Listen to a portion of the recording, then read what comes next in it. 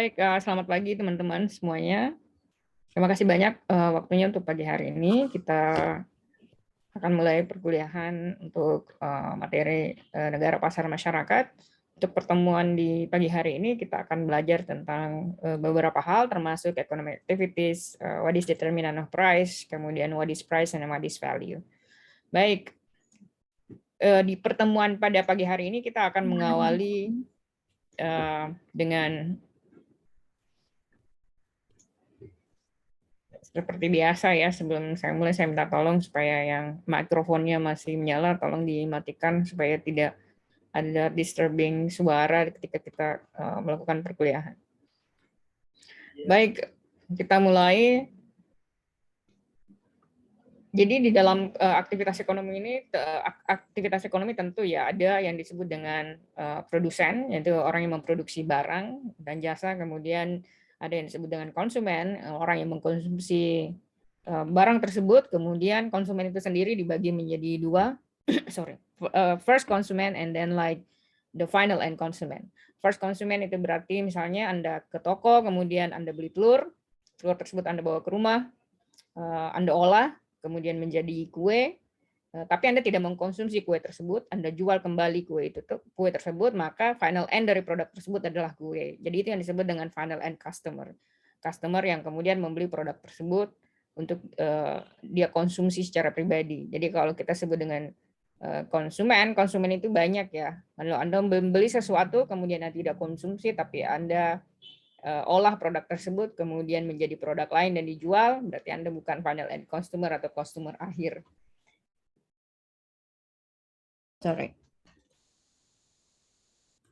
So, kalau kita lihat di dalam aktivitas ekonomi sendiri juga ada yang disebut dengan supplier. Jadi ketika terjadi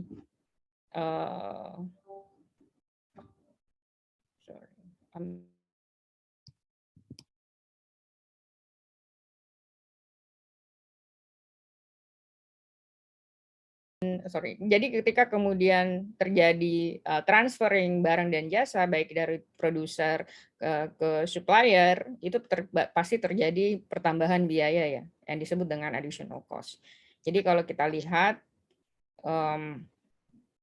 dari produsen yang kalau kita lihat dari gambar ini ya, kita lihat bahwa di sini kita ada sapi, tentu ya, sapi itu mempunyai banyak turunan produk, yaitu ada daging juga ketika diolah menjadi banyak turunan jenis olahan makanan, kemudian dari olahan makanan tersebut tentu memiliki nilai yang berbeda, seperti misalnya Anda beli daging 1 kilo, let's say Anda buat steak, Anda jual sebagai dalam bentuknya steak, itu mungkin akan jauh lebih mahal ketika kemudian Anda mengkonsumsinya dalam bentuk rendang atau dalam bentuk misalnya barang produk lainnya. Give me time, I want to fix my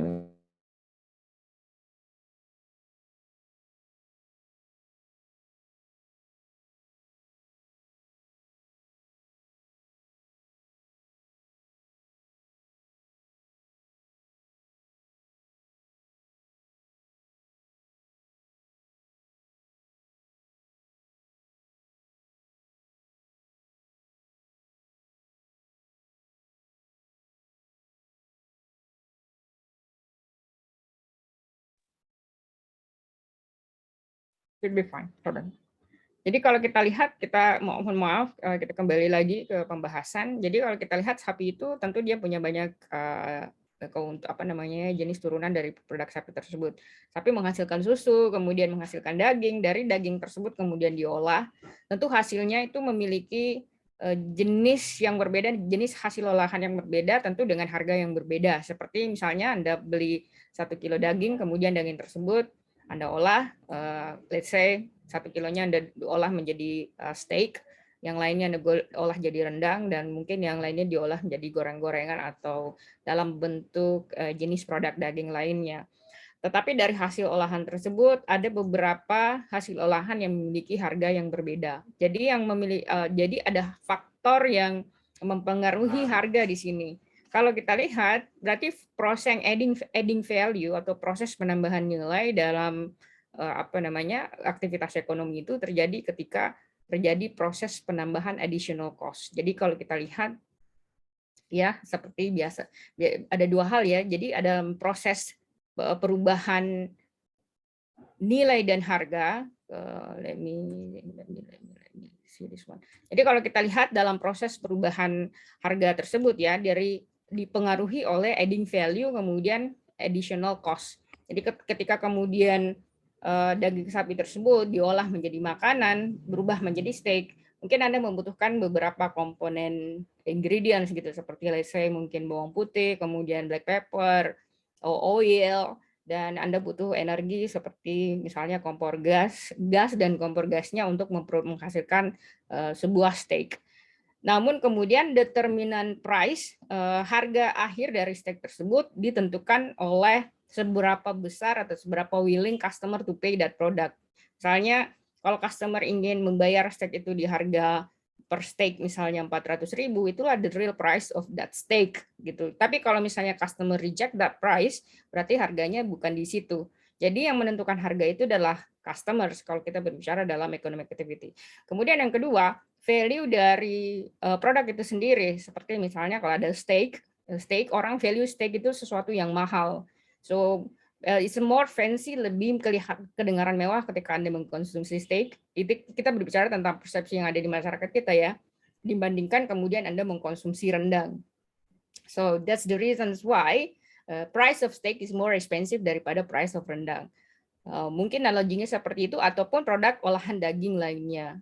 Sama kalau kita berbicara let's say tentang sup iga misalnya, or iga bakar seperti itu.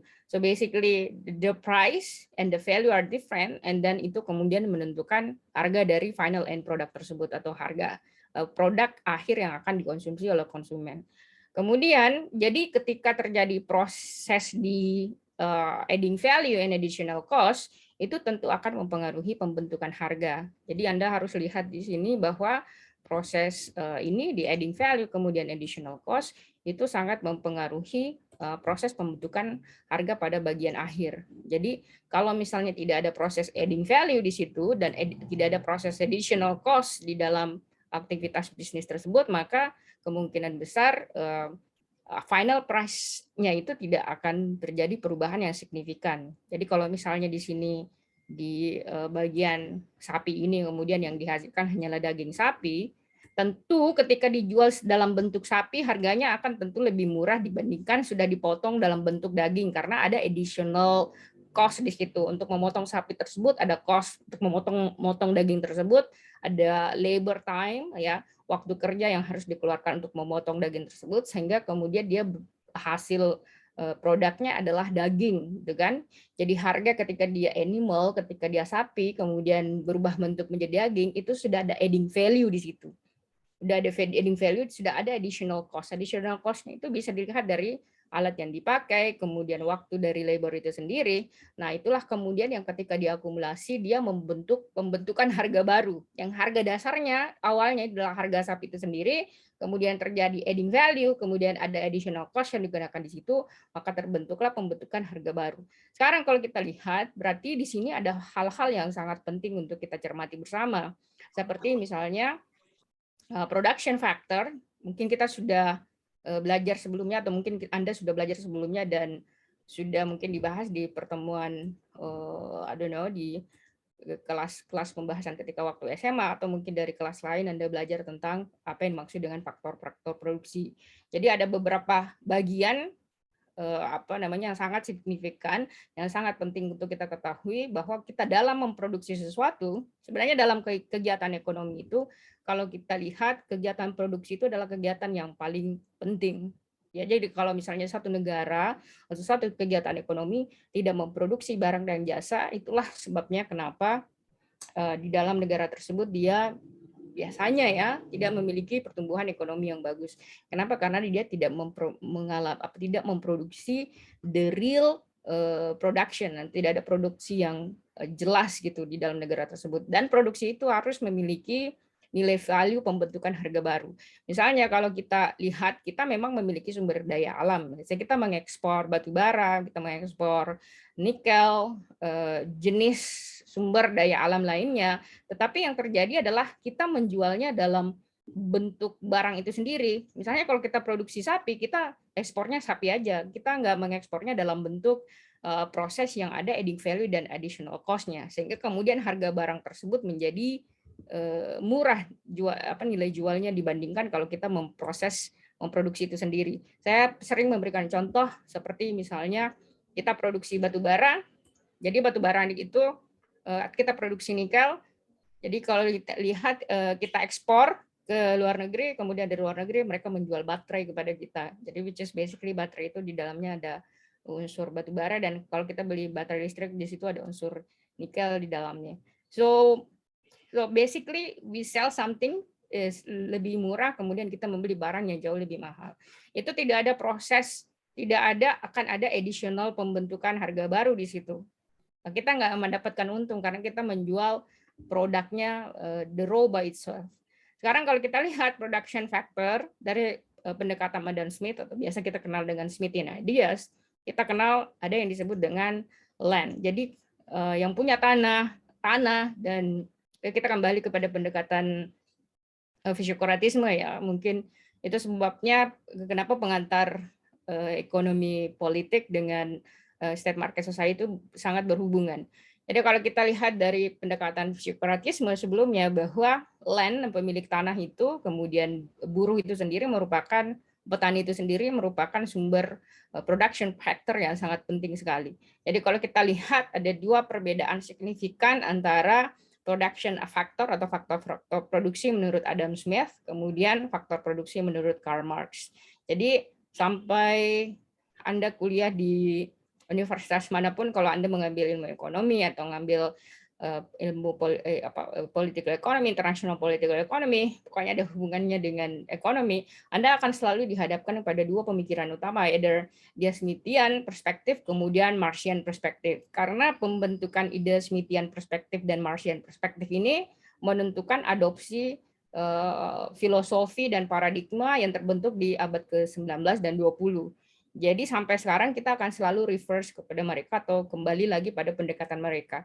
Nah, kalau kita lihat, jadi ada dua perbedaan utama kalau kita cermati bersama dari production factor antara Smithian perspektif. Jadi kalau Anda lebih cenderung percaya kepada pemikirannya Adam Smith, maka Anda disebut sebagai Smithian. Kemudian kalau misalnya Anda lebih cenderung pada pemikiran Marx, maka Anda disebut dengan Marxian. Jadi biasanya ada dua perbedaan antara Smithian perspektif dan Marxian perspektif. Itu secara dikotomi yang sangat terpisah-pisah ya. Jadi kalau kita lihat, kembali lagi kalau kita lihat production factor dari pendekatan Adam Smith itu ada land atau natural resources, jadi kita butuh tanah, kita butuh sumber daya alam untuk memproduksi sesuatu. Kemudian kita butuh labor itu tenaga kerja. Jadi you may be asked ya, mungkin Anda bertanya bahwa sekarang do we really need labor? Karena ada beberapa sektor industri yang betul-betul tuh sudah mungkin tidak terlalu membutuhkan sumber daya manusia atau buruh di situ. Bahkan dalam proses pembentukannya sendiri atau pengolahannya sendiri itu sudah menggunakan teknologi atau robot. Some say that mungkin perhaps suatu hari nanti teller bank itu sudah tidak akan ada teller di bank, dan sudah tidak akan ada customer service di bank. Bahkan if you see customer service di beberapa platform online seperti Tokopedia itu sudah dijawab oleh robot ya. So dijawab secara otomatis by algoritma yang didesain untuk menjawab tersebut. So therefore penggunaan labor dalam kegiatan aktivitas bisnis mereka sudah sangat minimum. So ini menjadi kemudian kritik bagi pendekatannya Smithian. Do we really basically depends on labor? Apakah labor menjadi salah satu kontributor utama kita akan memproduksi sesuatu? That could be debatable. Ada beberapa pendapat juga yang mengatakan bahwa sampai kapanpun tenaga manusia itu tidak akan pernah bisa digantikan 100% oleh robot. Karena ada beberapa keputusan yang even though sekarang kalau robot dia punya smart intelligence ya. Jadi kita basically adding di sana algoritma, kemudian computer processing by itself, sama kemudian nanti kalau pengalaman saya ketika sakit di Inggris ya. Kalau kita sakit di Inggris itu kalau kita ingin ke dokter kita nggak kita modelnya itu tidak seperti di sini. Saya kalau di sini kan kita sakit, kita ke rumah sakit atau kita ke klinik, orang langsung treat kita. Kalau di Inggris itu saya ingat teman saya dia makan minum pil paracetamol kemudian dia choking dia agak agak susah bernapas karena tersangkut di lehernya. So ketika kemudian paramedic datang, dia harus mengisi survei dulu, kayak isi form begitu. Padahal dia sudah choking. Kenapa? Karena dalam proses administratif pertama itu harus diisi oleh konsumen itu sendiri atau pemakai itu sendiri. Seperti misalnya Anda flu ya, kalau Anda flu di sana Anda mengisi kuesioner dulu. Apakah berapa misalnya maksimum suhu badan Anda, apa yang Anda rasakan gejalanya, seperti misalnya apakah Anda batuk. Kemudian dari hasil kuesioner tersebut muncul kesimpulan awal bahwa penyakit Anda tidak parah, silahkan istirahat di rumah. Jadi tidak semua penyakit itu kemudian akan diagnosa oleh dokternya, tetapi sudah dibuat algoritmanya sedemikian rupa, kemudian hasil akhir dari analisa tersebut akan menyimpulkan buat Anda. Jadi machine and software that basically going to process that. Sama ketika kemudian COVID ya, awal-awal COVID di Inggris itu mereka buat software, kemudian dari software tersebut orang bisa analyze apakah dia kena COVID atau tidak. Kalau dia kena COVID, which is mean they basically can isolate diri mereka sendiri di dalam rumah, atau kalau misalnya dari software tersebut dia deciding bahwa dia betul-betul kena COVID, baru kemudian dia akan diberikan appointment kepada dokter. So production factor here we will see is maybe is going to change in the future. Apakah labor tetap menjadi signifikan atau tidak signifikan? Peran manusia apakah signifikan atau tidak signifikan? Apakah kita perlu banyak manusia untuk memproduksi barang dan jasa? Itu menjadi debatable. Seperti misalnya dalam construction works ya, seperti membuat gedung gitu, nanti kalau misalnya yang mengolah semennya, kemudian yang mengatur tiap pancangnya, kalau semua bisa dilakukan dengan machine atau robot, so the big question is do we still need a human to operate itu semua, untuk menjalankan itu semua. So labor could be bisa digantikan dengan machine atau we see like technology replacing by technology there. Kemudian yang kedua adalah kita melihat ada capital. Tentu capital menjadi sumber yang sangat besar ketika akan memproduksi barang dan jasa. You need the financial capital, you need the human resources capital. Jadi capital itu dibagi menjadi dua. Kita butuh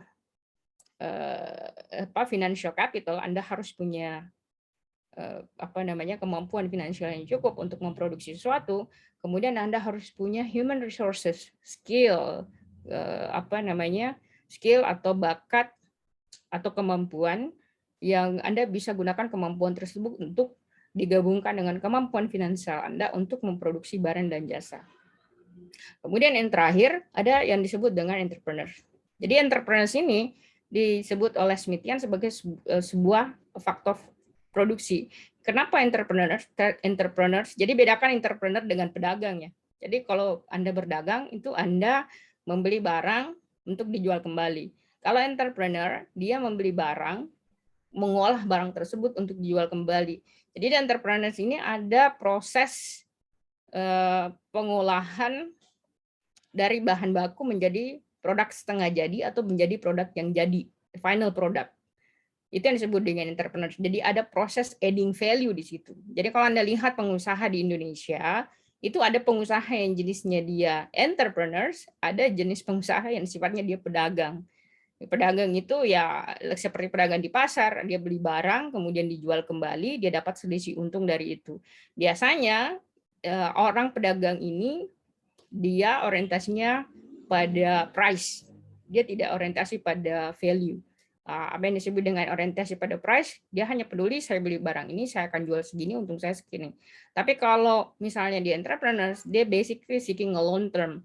Dia beli barang, dia olah barang tersebut karena dia tahu kalau dia olah barang tersebut itu akan menjadi produk yang jauh lebih memiliki nilai tukar yang jauh lebih besar.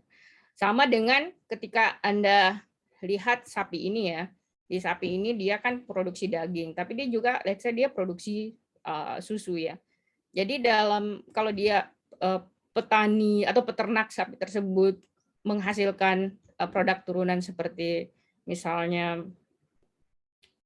milk, kalau kita lihat di sini ya.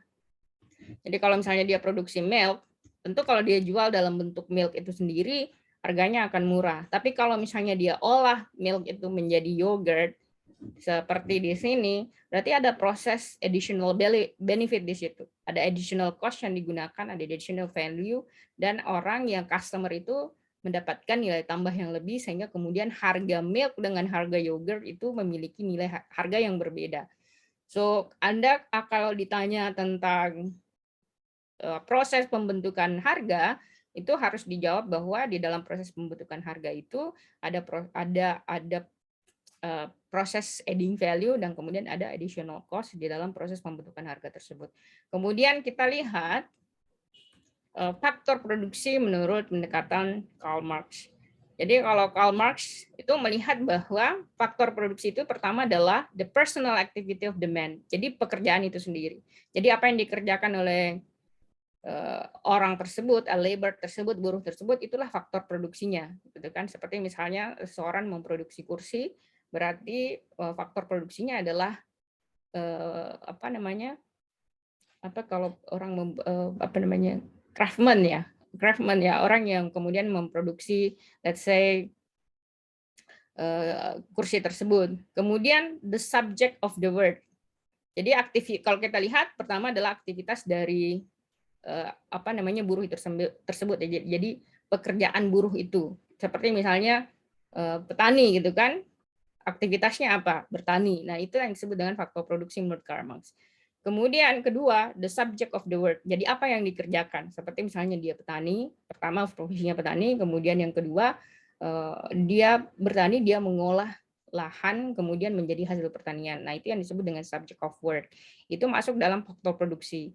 Kemudian yang ketiga, tadi pekerjaannya petani, kemudian yang dilakukan adalah bertani, ya, pekerjaannya petani yang dilakukan adalah bertani.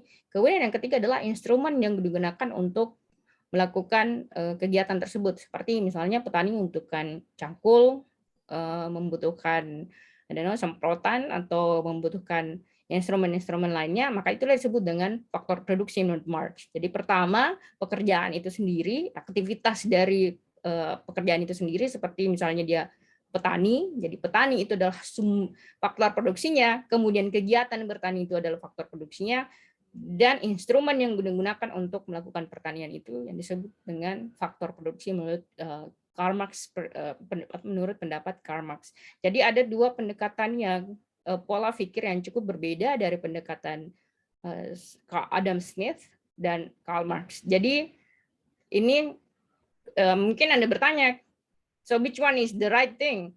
Again, saya akan mau bilang bahwa kita tidak berbicara di sini yang mana yang baik, yang mana yang benar. Kita berbicara tentang kita giving you basically the main idea bahwa Adam Smith berkata seperti ini, menurut analoginya seperti ini, kemudian Karl Marx punya analogi seperti ini. Now is your choice, basically Anda mau percaya atau lebih prefer yang mana, apakah dari pendekatan Smith atau dari pendekatannya Karl Marx. Baik, kita pindah.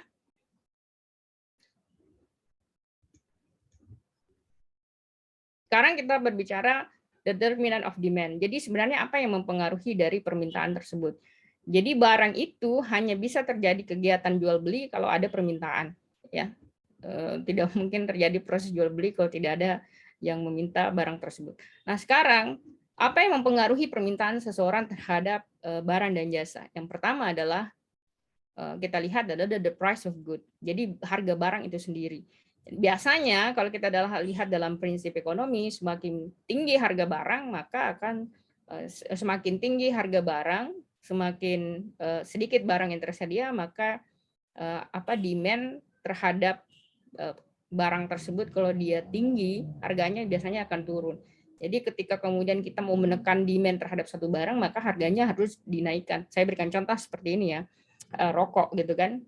The reason why, salah satu faktor kenapa majority cowok di Indonesia, bahkan dari hasil penelitian itu mengatakan 10 dari satu dari 10 perokok di Indonesia itu 10 dari orang Indonesia 9-nya merokok, satunya tidak.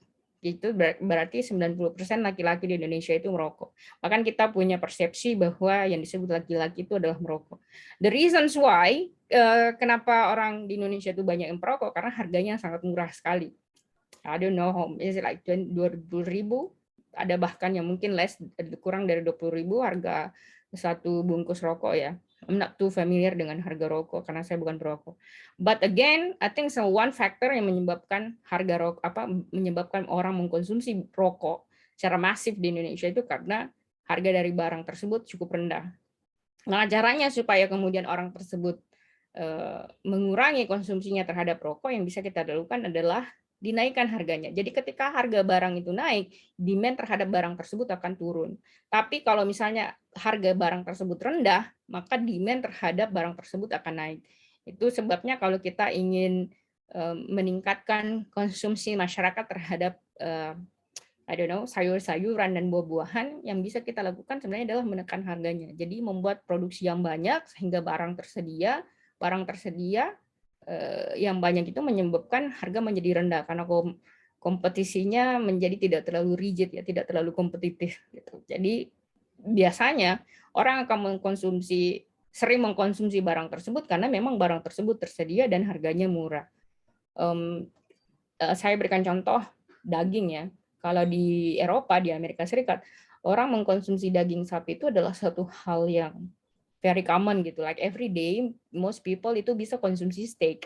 Karena harga steak waktu saya di Inggris itu berada di rentang harga 40 ribuan. Jadi 30 ribu, 40 ribu, itu Anda sudah bisa makan steak. While di Indonesia it's very expensive. Karena harga daging sapi itu cukup mahal di kita. So, karena dia harganya rendah, orang menjadi kemudian membeli banyak atau mengkonsumsi produk tersebut.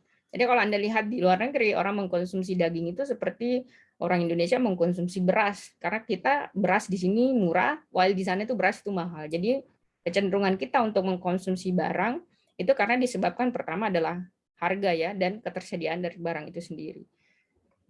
So, jadi kalau kita kembali ke rokok, misalnya kalau kita ingin menekan konsumsi orang terhadap rokok, yang bisa kita lakukan adalah dengan menaikkan harganya. Kalau let's say harga rokok itu berubah menjadi per bungkus 50.000, kalau di UK, kalau di Inggris itu harga per bungkus rokok itu bisa mencapai 170.000, 150.000 itu udah murah ya.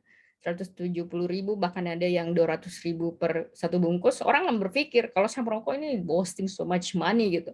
Tapi kalau dibandingkan dengan Indonesia, Anda beli rokok sebungkus 20.000, you gonna say this is very cheap gitu. Jadi itu yang membuat Anda mengkonsumsi lebih banyak. Jadi kalau dari pendapat saya pribadi, saya cenderung kalau kita ingin mengontrol misalnya konsumsi terhadap barang dan jasa, yang kita bisa lakukan adalah dengan menekan harganya. Sama dengan kalau minyak goreng ya, kita kembali pada kasus minyak goreng karena ini lagi tren di negara kita nih, minyak goreng mahal.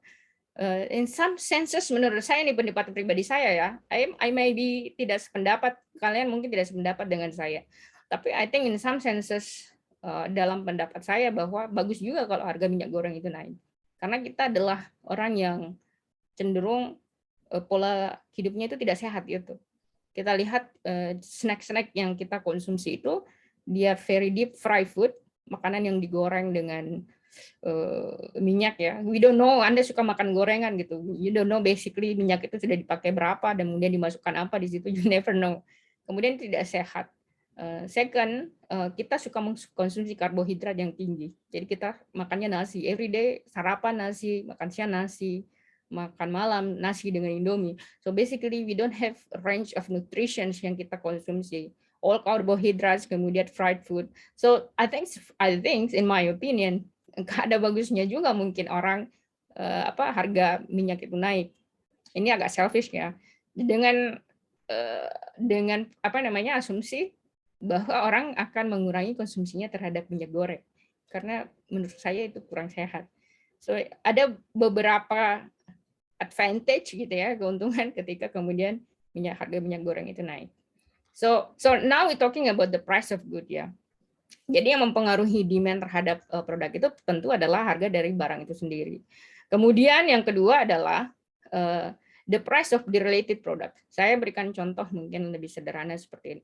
Kalau harga tomat naik, ya tentu orang akan berpindah untuk mencari produk substitusi dari produk tersebut ya. Tetapi sebelum kemudian mencari produk substitusi dari produk tersebut, tentu ketika harga tomat naik, yang terjadi kemudian adalah naiknya juga barang-barang yang memiliki hubungan dengan tomat itu ya. Karena kan untuk misalnya tomat itu kan digunakan dalam berbagai jenis produk. Let's say misalnya dibuat untuk pasta. Jadi ketika kemudian harga tomat naik, harga pasta pasti naik. Bukan pasta yang ini ya, maksudnya pasta yang sudah diolah gitu. Jadi dishes atau makanan.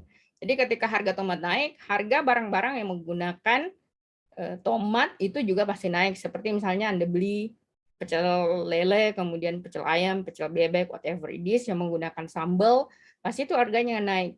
Karena naiknya harga tomat akan mempengaruhi barang-barang yang berhubungan atau menggunakan jenis barang tersebut. Sama contohnya kalau kita berbicara tentang kenaikan CPO, jadi CPO itu crude palm oil itu diolah, kemudian turunannya ada yang disebut dengan olein itu kemudian yang dirubah menjadi minyak goreng. Nah, turunan produk CPO ini banyak, seperti Anda konsumsi mentega itu juga dari olein, ya Anda biasa mengkonsumsi Blue Band itu kan dari minyak sawit ya. Kemudian minyak sawit itu juga digunakan untuk membuat sabun, digunakan juga untuk dijadikan moisturizer.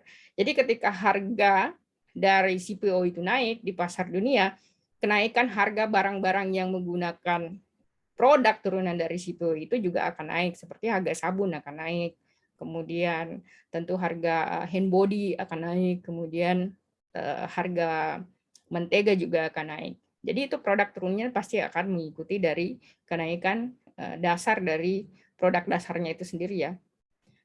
Kemudian contoh lainnya seperti misalnya kenaikan harga, Anda mungkin berpikir seperti ini ya, analoginya seperti ini.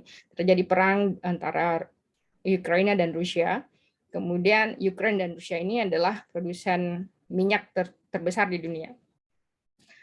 Jadi kenaikan minyak itu kemudian diikuti oleh kenaikan harga etanol. Mungkin Anda etanol itu sebenarnya adalah alkohol. Jadi Anda ketika menggunakan spray spray untuk cleaning produk ya, biasa Anda pakai untuk bersihkan tangan, gel-gel itu kan terbuat dari etanol. Jadi salah satu kenapa harga minyak itu kemudian mempengaruhi kenaikan harga etanol, karena di Eropa itu bensin itu dicampur dengan etanol, dicampur dengan alkohol, sehingga kemudian dia daya bakarnya menjadi jauh lebih besar. Nah, kenaikan harga etanol ini kemudian memicu kenaikan harga barang lainnya, seperti misalnya orang menggunakan tebu untuk memproduksi etanol, sementara tebu itu digunakan untuk memproduksi tebu itu merupakan bahan baku untuk memproduksi gula. Jadi, kalau harga etanol naik di dunia, pasaran dunia, pertama adalah kalau misalnya harga minyak dunia naik, harga etanol pasti akan naik. Ketika harga etanol naik, harga gula pasti naik. Karena orang akan lebih cenderung menggunakan bahan baku gula tersebut yang disebut dengan melase untuk memproduksi etanol. Sehingga Anda mungkin melihat ketika terjadi kenaikan satu barang, potensi untuk kenaikan harga barang lainnya itu sangat besar sekali. Jadi sangat penting, I think, for Anda untuk mengamati kenaikan harga barang dan jasa, terutama di pasar global ya, karena kita akan terimplikasi dari kenaikan harga tersebut. Itu juga bisa Anda lihat kalau melihat misalnya paparan pemerintah, kayak kenaikan harga minyak goreng di Indonesia dipengaruhi oleh peran Ukraina dan Rusia. Kenapa perang Ukraina dan Rusia itu mempengaruhi harga minyak di Indonesia? Karena kedua negara tersebut memproduksi minyak matahari, itu minyak goreng matahari ya. Jadi kalau Anda ke luar negeri, Anda tinggal, waktu saya tinggal di Inggris, itu sering sekali saya menggunakan vegetable oils. Jadi minyak goreng yang terbuat dari vegetable, kayak even those, kayak misalnya sunflower ya, minyak bunga matahari, kemudian peanut oil, minyak goreng dari kacang-kacangan, itu sering kita konsumsi di sana karena harganya jauh lebih murah. Tapi karena terjadi perang, kemudian sunflower oil ini menjadi naik harganya, karena kan orang tidak bisa produksi. Karena mereka lebih sibuk sekarang berperang kan, or saving themselves. So what happened is the price of sunflower oils itu increase. Orang ketika harga barang naik, dia akan mencari substitusi dari produk tersebut. Nah, kalau harga misalnya sunflower oil naik, orang akan cenderung mengalihkan konsumsi mereka terhadap produk lain yang memiliki fungsi yang sama, seperti misalnya minyak goreng dari kelapa sawit. Jadi itu yang kemudian menyebabkan demand terhadap minyak goreng kelapa sawit di dunia itu naik. Karena orang yang biasanya mengkonsumsi sunflower oil sekarang shifting, berubah konsumsinya untuk mengkonsumsi minyak goreng dari kelapa sawit. Sehingga kemudian demand terhadap minyak kelapa sawit itu tinggi, ya, yang menyebabkan karena dia demand-nya banyak terhadap produk tersebut, sementara tidak terjadi kenaikan produksi, maka harga juga akan cenderung naik di pasar internasional. Jadi kalau kita lihat harga dari barang itu tentu akan mempengaruhi, kita kembali ke sini ya. Ya tentu akan mempengaruhi the price of related product, atau produk-produk yang menggunakan bahan baku dasar dari tomat itu sendiri, kemudian the price of substitute product. Jadi produk yang digunakan untuk mensubstitusi tomat tersebut. Misalnya kan tomat sifatnya dia kayak misalnya dia agak sour ya, asam. Jadi untuk mengganti rasa asam dari tomat itu maka digunakanlah cuka. Jadi kenaikan harga tomat akan mempengaruhi kenaikan harga terhadap the price of related to product, harga terhadap produk yang menggunakan bahan dasar dari tomat tersebut, demand-nya akan naik. Jadi kalau dia misalnya di sini harganya naik, dia akan mempengaruhi kenaikan demand terhadap the price of related product. Dan kalau misalnya barang dari tomat ini naik seperti kalau kita tadi analogikan dalam minyak goreng kelapa sawit ya. Kenapa misalnya minyak goreng kelapa sawit itu sangat tinggi demand-nya karena sunflower oil itu menjadi mahal harganya. Jadi orang mensubstitusinya dengan minyak goreng kelapa sawit. Jadi the price itu juga akan mempengaruhi harga dari produk substitute product. Atau the price of substitute product juga akan naik. Karena ketika ini tomat naik, tentu dia akan mempengaruhi harga ini dan juga akan mempengaruhi harga dari barang yang mensubstitusi produk tersebut atau mengganti produk tersebut. Jadi kita cenderung ketika kemudian kita dihadapkan pada harga yang lebih tinggi, kita akan cenderung akan mencari produk yang bisa mensubstitusi produk tersebut. Kemudian berikutnya, kita berbicara tentang apa faktor lain yang mempengaruhi demand adalah income. Biasanya orang mungkin berpikir bahwa semakin semakin tinggi income, savingnya semakin banyak. Jadi semakin tinggi pendapatan Anda, maka saving Anda akan semakin tinggi. Tidak selamanya it works like that. Karena ada beberapa kasus kemudian ketika income-nya justru tinggi, maka konsumsinya terhadap barang dan jasa itu menjadi lebih besar. Jadi orang ketika memiliki kemampuan ekonomi yang lebih besar, kecenderungannya untuk membeli barang dan jasa itu juga jauh lebih besar. Baik, yang berikutnya yang terakhir adalah tentu adalah taste dan preference ya. Jadi kalau kita lihat yang mempengaruhi juga terhadap permintaan terhadap barang dan jasa itu termasuk adalah preferensi customer itu sendiri terhadap produk tersebut. Kita lihat di Indonesia, mungkin kalau Anda di jalan raya, Anda akan melihat brand yang menguasai pasar Indonesia, terutama pasar otomotif, itu paling banyak seperti misalnya Toyota, Honda, kemudian Anda mungkin kalau melihat kayak Mercedes-Benz and the BMW, Anda merasa bahwa ini sudah super rich. Karena yang tadi kembali hubungannya dengan ini ya. Income itu mempengaruhi terhadap demand. Jadi kalau di Eropa, Anda melihat BMW dan Mercedes-Benz itu seperti kayak melihat Honda di Jakarta atau melihat Toyota di Jakarta. Karena memang income-nya lebih besar. Jadi kemampuan daya beli mereka jauh lebih tinggi. Sementara kalau kita lihat di Indonesia, kita banyak melihat mobil seperti Toyota, Honda, Suzuki, itu berkeliaran. Kenapa? Karena kita memang masyarakat tes dan preferensinya itu lebih kepada merek tersebut. Jadi yang mempengaruhi demand terhadap barang dan jasa itu salah satunya adalah tentu preference dari customer itu sendiri ya. Oke.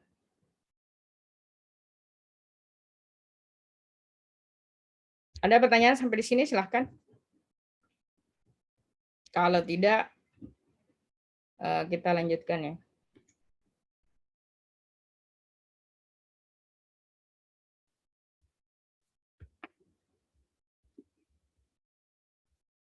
Sekarang saya ingin beralih ke contoh kasus seperti ini. I think this is more easier.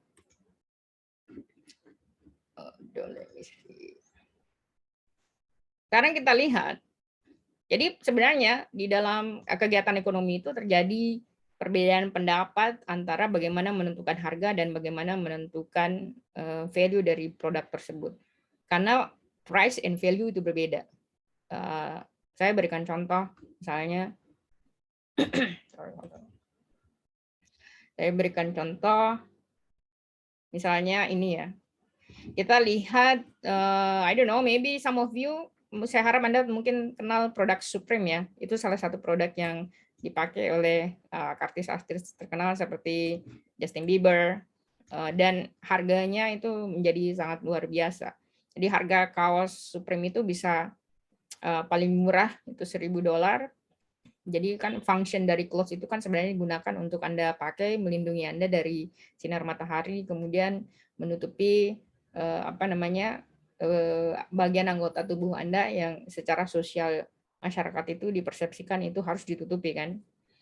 Jadi functionnya itu sama. Kalau kita lihat t-shirt yang ada di sini, the white t-shirt here is basically has the same function dengan t-shirt di sini, tetapi harganya berbeda. So satunya $10, yang satunya $1.000.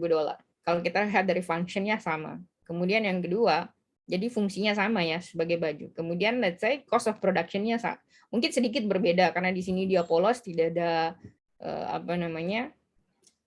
apa sih istilahnya ini, tidak ada cetakannya ya, tidak ada additional color yang dipakai di situ, sehingga kemudian let's say dia mungkin harganya jauh lebih, ada additional cost yang diterapkan di situ dan ada additional value.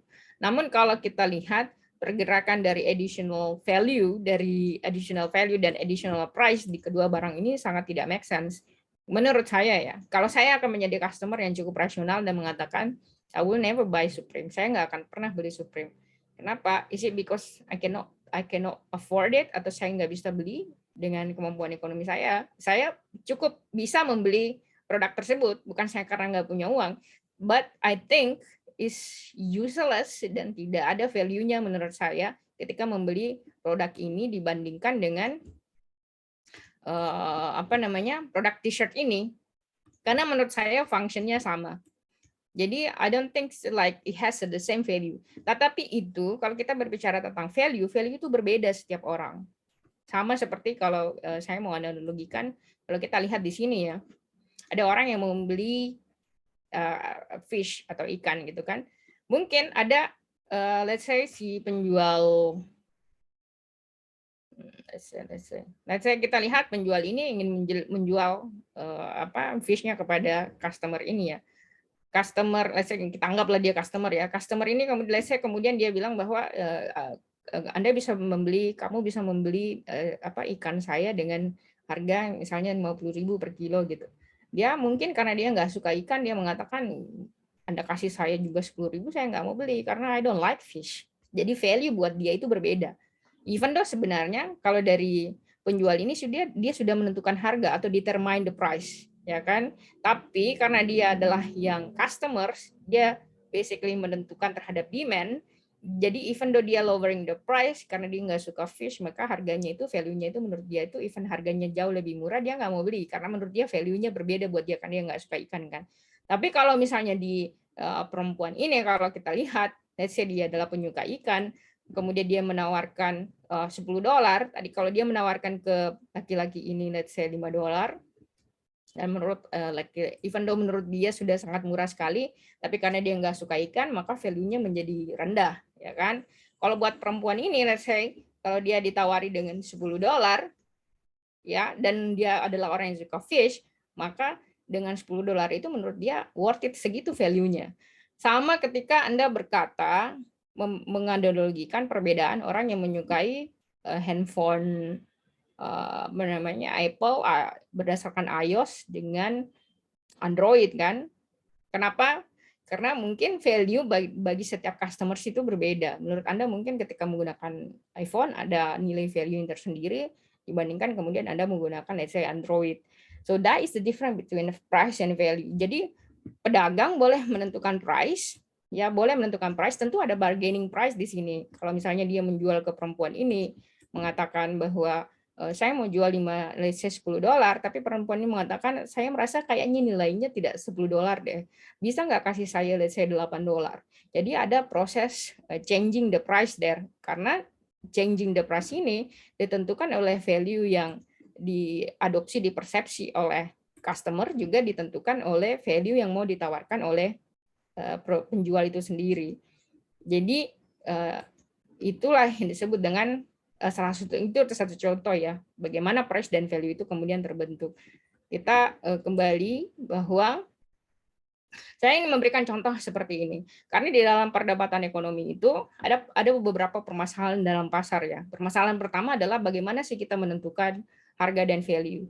Jadi ada beberapa hal yang harganya itu subjek, yang beberapa hal itu yang harganya itu susah ditentukan, seperti misalnya Anda mungkin punya buku diary ya. Anda isi buku diary tersebut sampai even though it's nearly, saya belum pernah melihat orang menulis diary itu per hari dan betul-betul dia beli buku diary itu, satu diary itu ada isinya gitu. Biasanya juga awal-awal penuh 1-2 halaman, 3 halaman terisi, sisanya itu tidak pernah diisi lagi karena people have a plan to basically menulisnya per hari namun kemudian tidak dilakukan. Anyways, jadi ketika kemudian Anda punya diary, Anda mau menjual diary tersebut. Anda let's say punya diary 1 dan Anda mau menjualnya let's say 5 juta. Most likely people nggak akan beli. Kenapa? Karena mereka merasa bahwa itu nggak ada nilainya buat mereka. Kecuali mungkin diary itu diary orang-orang yang terkenal seperti let's say diary-nya Barack Obama. Jadi ada value-nya Barack Obama di situ. So basically price dan value itu berbeda. Sama dengan ketika kalau saya bertanya, pernah mungkin saya berikan contoh ya, kalau saya mau membeli kasih sayang Anda terhadap orang tua, how much price is basically bench price-nya di mana ya.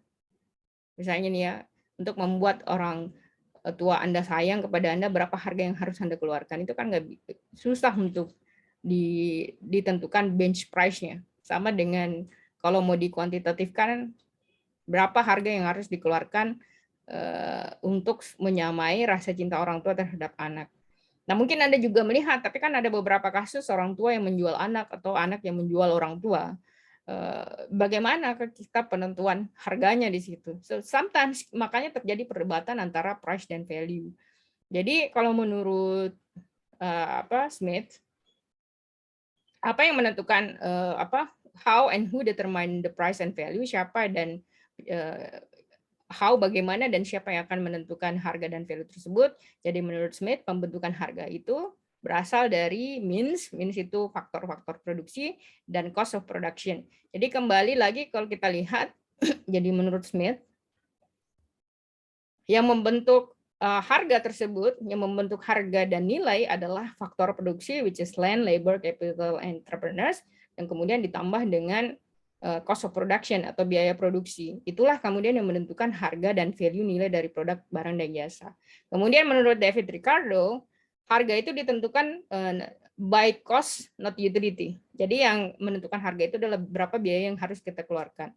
Utility di sini here refers to the total satisfaction. Jadi kalau kita berbicara utility dalam perspektif ekonomi, kita selalu berbicara tentang kepuasan customers.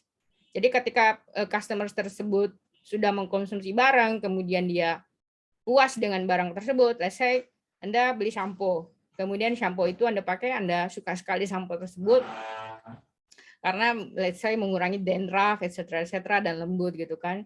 Jadi Anda puas dengan produk tersebut. Namun demikian, kepuasan orang terhadap produk tersebut tidak akan mempengaruhi harga. Karena menurut David Ricardo, yang mempengaruhi harga itu adalah biaya yang dikeluarkan ketika memproduksi barang tersebut. Nah, ini berbeda kalau kita lihat dari pendekatannya Karl Marx. Jadi Karl Marx melihat bahwa society, masyarakat itu can only survive, hanya bisa dia survive if the good and service that are useful. Jadi ketika barang dan jasa itu bermanfaat. Jadi menurut Marx, nilai barang tersebut, harga barang tersebut hanya bisa ditentukan kalau barang tersebut memiliki manfaat. Kalau diproduksi tidak memiliki manfaat, maka seharusnya barang tersebut dan nilai produk tersebut tidak ada. Seperti contohnya hiasan ya, kemudian pernak-pernik. Menurut Marx itu nggak ada manfaatnya. Apa manfaat dari produk tersebut? Tidak mempermudah kehidupan orang.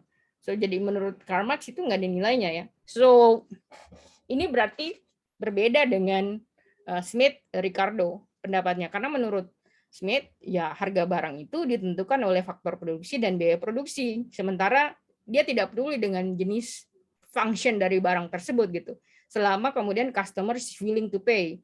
Jadi nilai dan harga produk tersebut ditentukan oleh seberapa jauh kemampuan atau willingness, keinginan dari customer untuk membeli barang tersebut kan. Kalau menurut David Ricardo, harga itu ditentukan oleh biaya, bukan seberapa puas orang menggunakan barang tersebut. Sementara menurut Marx, harga barang itu ditentukan oleh seberapa bermanfaat barang tersebut. Ya, jadi kalau barang tersebut sangat bermanfaat bagi orang, maka harganya akan semakin tinggi.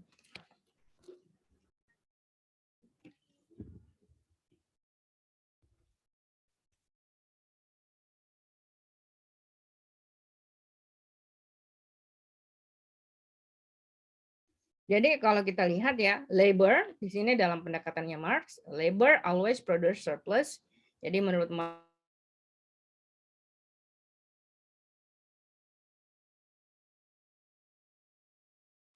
kalau kita lihat menurut Marx, labor always produce surplus. Jadi buruh itu selalu memproduksi produk yang sifatnya lebih, more than they need. Jadi labor always produce surplus more than they need is one key to understand why is this going on the society. Jadi buruh itu akan selalu memproduksi barang yang lebih yang dari dia butuhkan. Seperti misalnya dia butuh satu meja, tapi dia akan memproduksi satu meja lebih ya. Let's say dia produksi 3 meja. That's the reasons why. Itulah yang terjadi di dalam masyarakat, itu akan prosesnya seperti itu. So it also represents social change. Jadi menurut dia, price dan value itu juga akan menunjukkan perubahan sosial yang terjadi dalam masyarakat. So labor theory of value, jadi nilai dari buruh itu datang dari from labor. Jadi nilai buruh tersebut berasal dari time, hak waktu, kemudian kemampuan, kita lihat skill, kemudian let me see this one.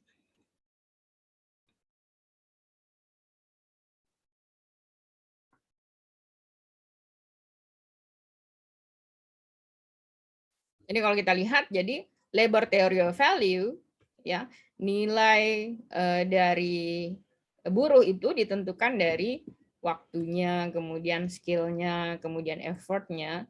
Jadi not from subjective perspective. Jadi bukan dari nilai nilai perspektif yang bersifat subjektif, atau bukan juga dari kelangkaan, bukan juga dari supply dan demand. Jadi nilai dari labor itu, nilai dari buruh itu ditentukan dari waktu, skillnya, effortnya. Itu menurut Marx. Kemudian menurut pendapat dari Karl Menger, dia melihat bahwa harga itu relatif, begitupun dengan nilai. Jadi misalnya menurut Karl ya, kita melihat price itu berbeda. Seperti misalnya seperti ini ya. Saya ketika menyukai barang tertentu, saya akan willing to pay berapapun harga barang tersebut karena saya suka. Saya berikan contoh mungkin makanan. Ada beberapa jenis makanan yang mungkin Anda sangat suka sekali. Saya suka, let's say saya suka pasta, gitu kan. Harga mungkin satu pasta yang delicious itu, yang kalau di Indonesia saya lihat harganya 200.000. Jadi buat saya mengeluarkan 200.000 untuk mengkonsumsi pasta yang menurut saya suka, itu worth it, sepadan. Tapi belum tentu sama dengan orang lain. Orang lain yang mengatakan yang mungkin tidak suka pasta, sama dengan dulunya tadi ikan ya. Maybe not to like pasta, tidak terlalu suka pasta, ketika kemudian mengeluarkan 200.000 untuk satu piring pasta, merasa bahwa no, it's not worth it. Jadi saya dengan orang lain, Anda dengan orang lain, ketika melihat barang dan jasa, itu harganya dan value-nya itu belum tentu sama. Ya, itu yang membedakan seseorang ketika memiliki perbedaan pola pandang. Saya berikan contoh seperti misalnya di kasus ini ya. Jadi kita lihat di sini semuanya dalam mengandung unsur pisang. Jadi let's say petani ini ketika dia mau menghasilkan satu tandang pisang, dia harus bekerja 720 jam atau selama 3 bulan untuk kemudian menghasilkan pisang yang berbuah. Kemudian dia menjual pisang itu, satu tandan pisang itu let's say ya, atau pisang tersebut dengan harga $1. Ya kan? Sementara dia harus menghabiskan waktu 720 jam untuk memproduksi pisang tersebut. Kemudian pisang hasil produksinya ini dijuallah ke penjual. Penjual ini kemudian hanya membutuhkan 10 menit untuk menjual pisang tersebut yang mungkin dia beli $1.50, dia jual menjadi $2. Jadi dia ada keuntungan 50 sen di situ. Jadi waktu kerjanya dia itu hanya 10 menit dan dia sudah menghasilkan $2. Ya, dibandingkan dengan ketika orang memproduksi, dibandingkan dengan ketika lihat dari petani ini ya. Petani ini yang kemudian memproduksi barang yang membutuhkan waktu let's say 720 jam. Jadi waktu yang digunakan oleh petani ini dengan waktu yang digunakan oleh penjual ini itu sangat berbeda. Sementara kalau kita lihat harganya cukup signifikan. Di sini ada $1, di sini ada $2. Kemudian let's say ada orang lain yang kemudian membeli pisang ini, dia olah kembali menjadi banana bread, jadi kue pisang. Untuk mengolah kue pisang tersebut dibutuhkan waktu 2 jam. Dan dia berhasil menjualnya let's say dengan harga $3. Berarti kalau dibandingkan yang petani ini dengan ini, dia membutuhkan 720 jam, sementara dia hanya butuh 2 jam untuk mentransformasi dari nilai $1 ini menjadi $3. Nah, kemudian kalau kita lihat bentuk berikutnya, orang yang painting banana, orang yang melukis banana. Mungkin dia ambil satu banana dari sini, dia jadikan contoh, kemudian dia melukis lukisan banana. Waktu yang dia butuhkan 16 jam. Sementara dari hasil produksinya tersebut, dia bisa menjualnya dengan $100. Sekarang, pertanyaannya adalah, kalau kita lihat dari pembentukan harga tersebut, ya kan yang paling tinggi adalah painting. Jadi kita beli satu banana, kemudian kita lakukan proses pengolahan di situ, kita lakukan kegiatan produksi, menjadilah kemudian paint atau lukisan. Nah, pertanyaannya, the next question is,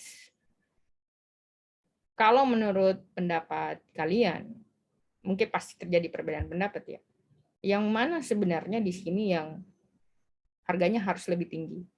Apakah harga banana dari petani, atau harga banana dari penjualnya, atau harga banana yang kemudian diolah oleh tukang roti menjadi kue, atau banana yang dijadikan sebagai produk akhir lukisan.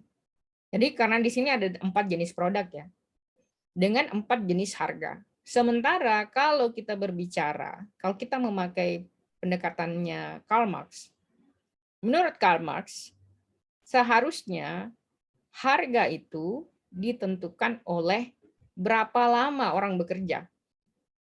Jadi kalau kita lihat dari pendekatannya Karl Marx, seharusnya yang paling tinggi harganya adalah di wilayah ini. Karena dia membutuhkan biaya labor atau membutuhkan waktu labor yang jauh lebih lama kan. Sementara kalau kita lihat definisinya ya. Jadi menurut Marx, labor theory of value itu berasal dari waktu, kita lihat nih ya, berasal dari waktu, time, skill, effort, ya kan? Sekarang kalau kita lihat contohnya. Jadi untuk memproduksi, untuk menghasilkan banana selama 720 jam ini, dia punya skill kan? Dia punya time. Pertama time. Time-nya jauh lebih panjang. Jadi 720 jam. Skill. Pertanyaannya, is everybody bisa jadi petani? That's a debatable. Itu bisa diperdebatkan ya. Let's say menjadi petani itu butuh skill. Ya kan? Oke, they have skill. Kemudian yang terakhir, dia butuh effort. Untuk menghasilkan banana, the real banana, itu butuh waktu 3 bulan. Dan jam kerja 720 jam sampai kemudian banana itu menghasilkan buah. Jadi effortnya besar. Jadi menurut Marx, yang harusnya dihargai dengan $100 itu, kalau dalam contoh ini, bukanlah paint ini, tetapi petaninya. Karena dia memakai working hours yang jauh lebih besar. Itu pendekatannya Marx-nya. Dan menurut dia merupakan bagian dari faktor produksi, karena labor itu seharusnya yang menentukan harga. Jadi bukan produk akhir dari barang tersebut. Nah, pendekatan ini tuh cukup berbeda dengan pendekatannya Smith. Ya kan? Karena Smith melihat bahwa salah satu dari penentuan harga itu tidak hanya dari time, tapi kalau kita lihat dari Smith perspektif ya, yang menentukan harga itu adalah means, faktor produksi. Jadi faktor produksi itu banyak menurut Smith yang kembali di pendekatan ini. Faktor produksi itu termasuk tanah, kemudian tenaga kerja, kemudian capital, kemudian entrepreneurs. Jadi kalau kita kembali lagi ke aspek misalnya penentuan siapa seharusnya yang harganya paling mahal di sini, menurut Smith ya, itu ditentukan pertama oleh labor, land, ya kan, tempat yang digunakan. Apakah yang mana lebih mahal misalnya menyewa kos tempat sewa di toko ini, atau ketika kemudian mengolah roti ini, atau let's say studio dari ketika menggambar banana ini, atau misalnya lahan untuk memproduksi pisang tersebut. Kemudian labor, ya. Untuk menjadi petani, apakah everybody can be a farmer? Ya, is debatable. Apakah setiap orang bisa menjadi penjual? Ya, tapi Anda harus bisa memahami bahwa tidak semua orang bisa menjadi baker, tidak semua orang bisa membuat kue. Jadi dia punya specific skill kan? Jadi dia punya labor, kemudian dia punya capital. Capital di sini masuk financial capital dan human resource capital. Jadi ada faktor pembeda di bagian bread ini. Nah, kemudian ketika dia transferring dalam bentuk lain, tidak semua orang bisa become a painter. Ya, karena painter itu atau pelukis itu punya specific skill. Jadi ada unsur entrepreneur di sana. Jadi kalau kita lihat ya, di sini itu mengandung unsur entrepreneur. Di bagian ini mengandung unsur entrepreneur, di sini mengandung entrepreneur, di sini mengandung entrepreneur. Mengandung unsur capital di sini, juga mengandung unsur capital. Di sini juga mengandung unsur capital, mengandung unsur labor, di sini juga mengandung unsur labor. Masing-masing perbedaan labor itu menjadi sangat very skillful. Kalau di sini kita lihat bahwa untuk mengolah banana ini membutuhkan skill yang, banana menjadi pen itu membutuhkan skill yang sangat luar biasa. Untuk menjadi baker juga membutuhkan skill. Tapi kalau kita bertanya which one is more difficult, become a baker or become a painter? That's a difficult ya. I cannot answer that. That's very subjective. That's the reason why tulisan itu jauh lebih mahal, karena tidak semua orang bisa menulis, tidak semua orang melukis, tidak semua orang bisa memproduksi lukisan tersebut. While semua orang, most anyone bisa menjadi pedagang, ya, most anyone bisa jadi petani. Maybe half of people bisa menjadi baker, ya kalau mereka mau belajar. Sama juga sih sebenarnya kalau kita jadi painter. So that's a two different perspective. Jadi kalau menurut Smith, pembentukan harga itu tidak hanya dilihat dari working hours. Anda boleh bekerja dengan jam kerja yang sangat panjang sekali, tetapi belum tentu itu menentukan nilai dari produk tersebut. Sama dengan kalau misalnya, makanya itu di negara maju ya, orang itu bekerja dalam shorter hours gitu. Seperti di Swedia, orang bekerja hanya 5 jam per hari, kemudian Friday mereka libur. Karena menurut mereka yang menentukan value itu, menentukan harga itu bukan sebenarnya berapa lama Anda bekerja, tapi seberapa lama Anda, seberapa banyak produksi yang Anda lakukan. Let's say saya mau memberikan contoh seperti ini ya. Seperti let's say misalnya Anda ingin memproduksi kursi gitu. Kalau menurut Marx, harga barang itu semakin mahal harganya kalau waktu yang dibutuhkan untuk memproduksi barang tersebut semakin lama. Ya kan, karena yang dilihat itu dari labornya, nilai labornya. Sementara menurut Smith, it doesn't matter how many hours do you need to produce the product. Tidak masalah berapa lama Anda waktu yang dibutuhkan untuk memproduksi produk tersebut. What it matters is berapa jumlah produksi yang Anda bisa lakukan dalam waktu certain period of time gitu. Kayak misalnya untuk memproduksi kursi ya, dari kayu sampai kemudian ke produknya menjadi kursi di sini, kan butuh proses pengolahan kayu. Anda dengan menggunakan mesin membutuhkan waktu 10 menit. Anda dengan menggunakan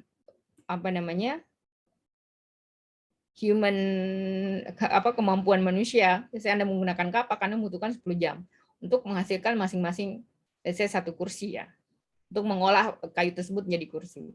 Jadi menurut Marx, untuk menggaji orang dan harga barang itu harus lebih mahal di proses pembuatan secara tradisional atau konvensional. Sementara menurut Smith, it doesn't matter basically Anda menggunakan konvensional atau tidak. Saya cuma care berapa produksi barang Anda. Nah, mungkin Anda akan melihat perbedaan ya. Secara faktual di masyarakat kita mengatakan bahwa dengan adanya mesin ini, itu akan mempengaruhi kesejahteraan buruh. Karena buruh menjadi kehilangan pekerjaan dan mereka tidak bisa mendapatkan gaji atau pendapatan yang jauh lebih besar karena mereka sudah digantikan dengan mesin. Jadi orang mulai kemudian berpendapat bahwa mesin akan merusak pendapatan dan akan menggantikan pekerjaan orang lain. Jadi oleh karena itu tidak perlu ada teknologi. So it could be debatable like that. Jadi untuk pembentukan again, which one basically you wanna agree or disagree, it's basically two different things. Terserah Anda akan memahaminya seperti apa. Baik, sampai di sini ada yang ingin ditanyakan?